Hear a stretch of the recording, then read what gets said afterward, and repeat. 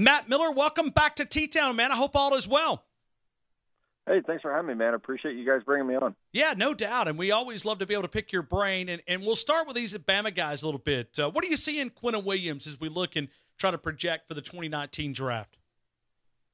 Yeah, I love Quinton, and it's crazy. You guys in Alabama, I've never seen anything like it. You just roll them off the assembly line. It's like, okay, well, we've got one first-rounder in Jonathan Allen. Oh, go wait another in Deron Payne, and oh, by the way, the best one is yet to come in Quinta Williams. So he's unreal, man. What a great kid. An amazing story, the things that he's had to overcome personally to get to this level. But I love his game. I think he has an argument. That's one of the best players in the entire draft. It's kind of him, Nick Bosa, and Josh Allen. But depending on what the Cardinals decide to do with, they got Chandler Jones already at outside linebacker, Quinton could be the first pick in the draft, and they would get no complaints from me. He's that talented and coming at a premier position. Everybody wants the next Aaron Donald. Everybody wants the next Fletcher Cox. He can be that type of pass rusher in the middle of the defense. Matt Miller right now joining us. Let me ask you, because you had a tweet a couple of days ago about Josh Jacobs as you finished this scouting report, and I thought it was a great analysis on Josh Jacobs. I thought he was the best tailback in Tuscaloosa, not trying to put discounts on Damien Harris, but the guy ran with another type of energy, like he was running for his life.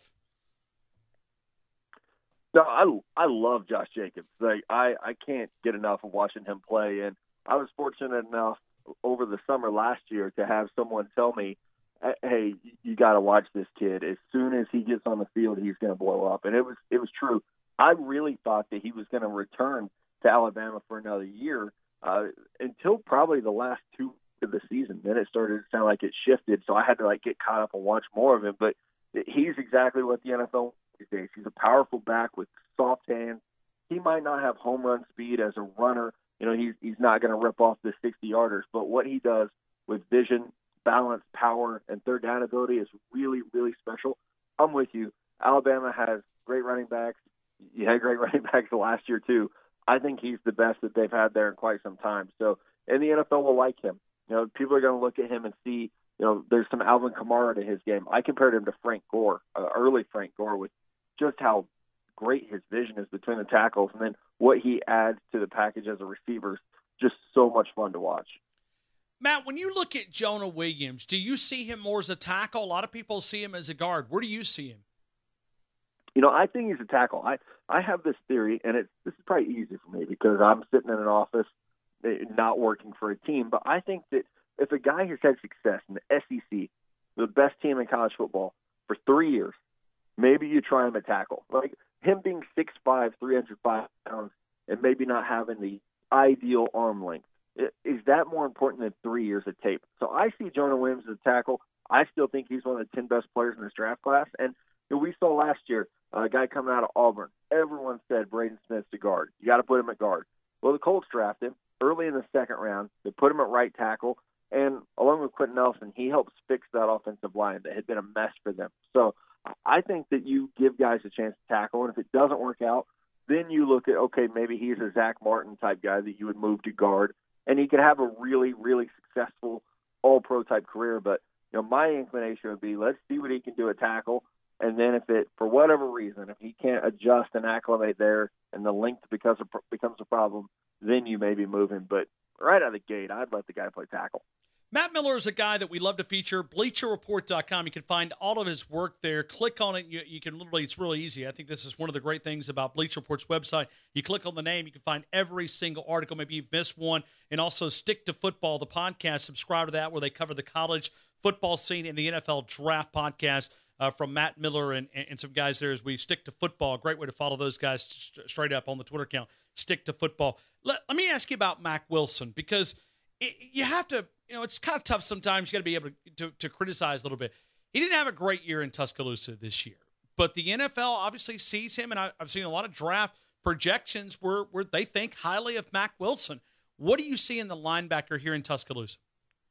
Well, I think you guys are spoiled, honestly, because you go from these kind of like running backs. You just turn out these great linebackers. And so a guy comes along in Mack Wilson who is a really good, and he's probably me a top 50 pick in the draft, and you kind of have that, man, he's just not as good as we're used to. And so he is still really good. He maybe doesn't have the athleticism of a Reuben Foster or the instincts of C.J. Mosley, but he's still a very good player in his own right. So with Matt, I think there are times where he gets a little bit lost coverage, and he might not have that great top end speed like a Devin White at LSU, but he's still very, very good between the tackles. It's just right now a matter of the NFL's moving toward coverage linebackers. And from what I've seen, and I'm not done with his tape, is that might be where he's weakest right now is in coverage. So it's a matter of trying to figure out, does he have the traits where you can teach him to be better in coverage? Is he athletic enough, or is it a deficiency where, hey, he's just not quick enough, he's not agile enough, he's going to be a two-down thumper type player, and that really changes his stock and value. So the combine is going to be big for Mack, because we all do need to see him not just run the 40-yard dash, but things like the three-cone drill that are going to show his hip flexibility, his agility, and also his ability to change direction. How about a guy like Christian Miller? I mean, I watched his production continue to amp up. He's a good guy that can get off the edge. And when you look back at Santa Clara, California, Alabama needed him, and you kind of increase his value of what he was important to that team. He wasn't able to go. They couldn't put any pressure on Trevor Lawrence. Where do you see a guy like Christian Miller fitting into the NFL draft? Man, it's so hard right now because he's not healthy. And I wanted to see him at the Senior Bowl, wanted to see him work out there, and he wasn't able to. Like him, anytime you go back and get a chance to watch him play, he jumps off the tape, and there's so many good edge players there, whether it's Anthony Jennings or Terrell Lewis over the past couple of years of guys who have high potential, but Miller's impact was just so good. So I could see him being a top 100 draft pick, depending on how medicals go and how his rehab is, but I could also see him being one of those dudes that falls to, round 5 or 6, and he gets picked there based on potential, but it's just a question of him being ready to go. We're talking to Matt Miller as we continue the conversation. When you look at 2020, and I know you're still breaking down 2019 tape, do you see Tua Tagovailoa? Does he have a chance to be the top pick in the NFL draft in 2020? Do you see that potential, or are you one of those guys that you need to see more from Tua Tagovailoa? There's a lot there to be excited about. I think that we have to be careful about getting ahead of ourselves and saying that, you should tank for him. If your team needs a quarterback, tank for Tua and things like that. I think it's a little silly. I like his game. The things that I would like to see improve next year, I want to see more arm strength and him throwing with more anticipation, maybe getting the ball out of the pocket a little bit faster. And it got hard down the stretch this year because, he was hurt, and so he's not stepping in as much and putting as much velocity on passes, and that can throw everything off that I just mentioned as him trying to improve. So him being healthy in 2019 is going to be huge, and then just staying, with a new left tackle, a new center, having some amazing pieces at wide receiver, but a new lead back, a new tight end, seeing if he can kind of carry the offense a little bit while cleaning up some of those, just picky mechanical issues that I see. But he has a chance to be the first quarterback drafted. Next year is a very, very good class with you got Jake Fromm over at Georgia, Justin Herbert up at Oregon, Jacob Eason up at Washington now. So it's a really good class with a lot of competition for him. All right, let me ask you about Jalen Hurts at Oklahoma. A lot of people still want to continue to follow his career there. Do you think he can go there, learn under Lincoln Riley, and develop into an NFL quarterback?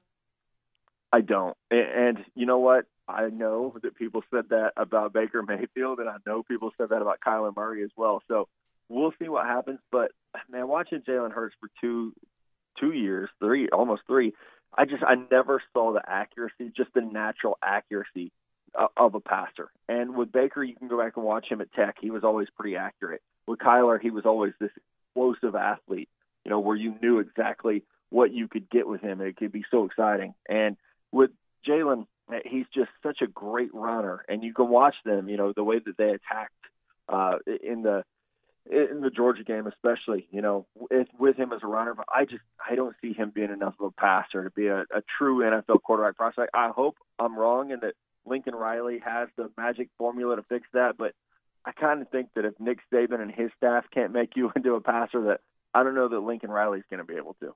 Matt, what's the hardest position that you find to evaluate with your job? What is the hardest maybe group of positions, or if you want to go to lineman, defensive line, wherever you want to go, what is the hardest for you to evaluate and try to project to the NFL success?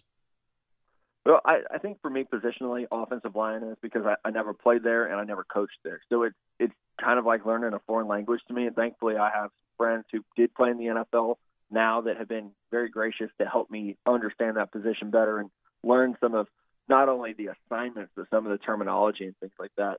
I think for the hardest thing to do is to figure out the wiring or the character of a player, because I can call and talk to people at Alabama and say, okay, what's Quinta Williams like?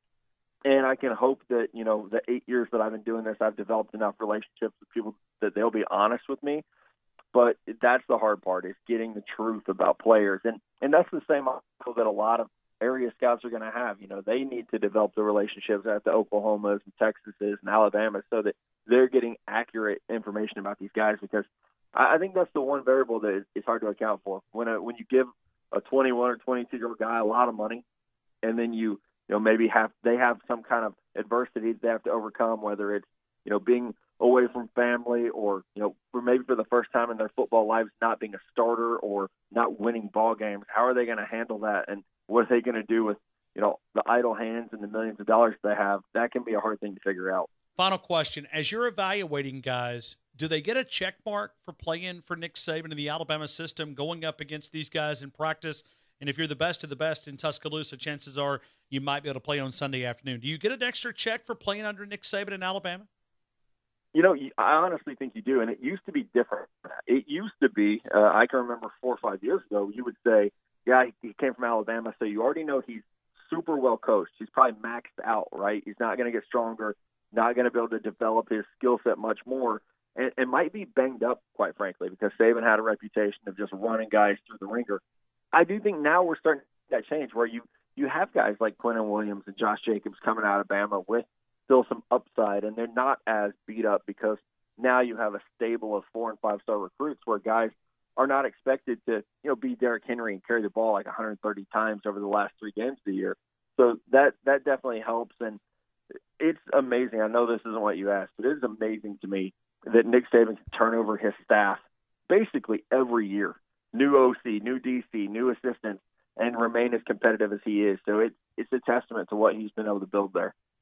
You can find him, Matt Miller, on the Twitter account, straight up at NFL Draft Scout, and also Stick to Football, which is the college football and NFL draft podcast. Hit subscribe every day to iTunes. Monday, Wednesday, Friday, always new episodes. A great way to connect with him. Stick to Football, and you guys are really talking up. Man, you got to get Kramer on there more, man. Adam's a big friend of our program and does great work with the Bleacher Report. He's kind of fun to listen to, too, man. We love Adam. And when you were talking about Alabama's program, it kind of reminded me of some of the verbiage that he uses to talk about Alabama, because he's always admired of what and how they're able to build this program. So Adam's always a good friend of the program. Yeah, I love Kramer. He's one of my favorite people. And it's unfortunate because we worked for the same company and have for a long time. And over the years, I think we've got together twice. Because he's always in one spot and I'm always in another. So hopefully he's listening. We got to remedy that, because he is one of my favorite people to hang out with. No doubt. It's got probably the best Twitter account, I've ever seen. I mean, that's pretty solid. For those who don't know, it's very true to form. Yeah. It's Kegs and Eggs is what Adam Kramer's Twitter account. But Stick to Football, the podcast, college football, and the NFL draft. Matt, thank you again for spending some time with us here in Tuscaloosa. Thank you, sir. Appreciate you, dude. Have a good one.